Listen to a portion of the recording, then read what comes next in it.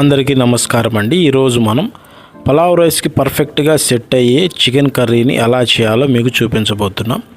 Video పూర్తిగా చూడండి. పలావ్ రైస్కి పర్ఫెక్ట్గా సెట్ అయ్యే చికెన్ కర్రీని ఈరోజు మీ ముందుకు తీసుకొచ్చాం. Welcome back to my channel living bro official.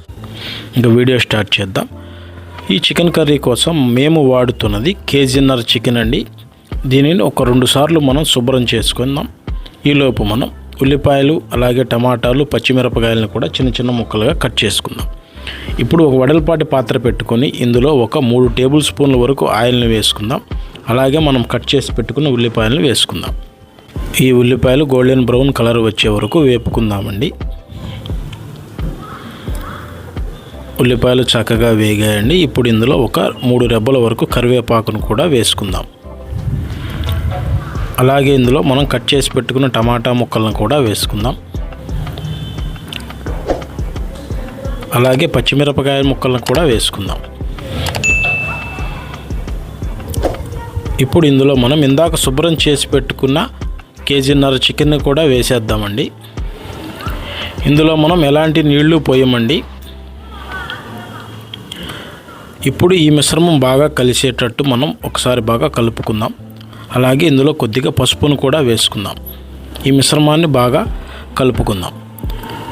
ఇప్పుడు దీన్ని మూత పెట్టి ఒక 20 నిమిషాల పాటు మనం ఉడికించుకుందాం. 20 నిమిషాలు అయిందండి. ఇప్పుడు మూత తీసి చూసుకుందాం.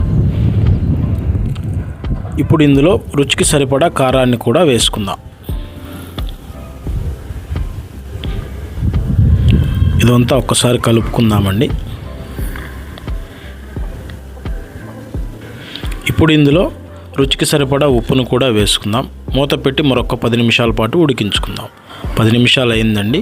ఇప్పుడు ఇందులో మనం ఒక 3 చెంచాల వరకు అల్లం వెల్లుల్లి పేస్ట్ని వేసుకుందాం. అలాగే ఇది ఎండు కొబ్బరి పేస్ట్ అండి. దీన్ని కూడా ఒక 3 చెంచాల వరకు వేసుకుందాం.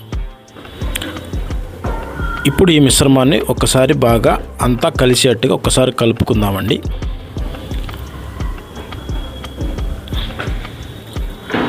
దీనిని మనం మూత పెట్టుకొని ఒక 10 నిమిషాల పాటు ఉడికించుకుంటే మనకి గుమగుమలాడే చికెన్ కర్రీ రెడీ అయిపోతుందండి. ఇందులో ఫైనల్గా కొత్తిమీర వేసుకొని ఒక్కసారి కలుపుకున్నామంటే మనకి పలావ్ రైస్కి పర్ఫెక్ట్గా సెట్ అయ్యే ఈ చికెన్ కర్రీని మీరు కూడా తప్పకుండా ఈసారి పలావ్ కానీ బిర్యానీ కానీ వండుకున్నప్పుడు తప్పకుండా ఇదే స్టైల్లో మీరు ఒక్కసారి చేసుకొని తిన్నారంటే మళ్ళీ మీరు చేసుకొని తప్పకుండా తినేట్టుగా ఈ కూర ఉంటుందండి.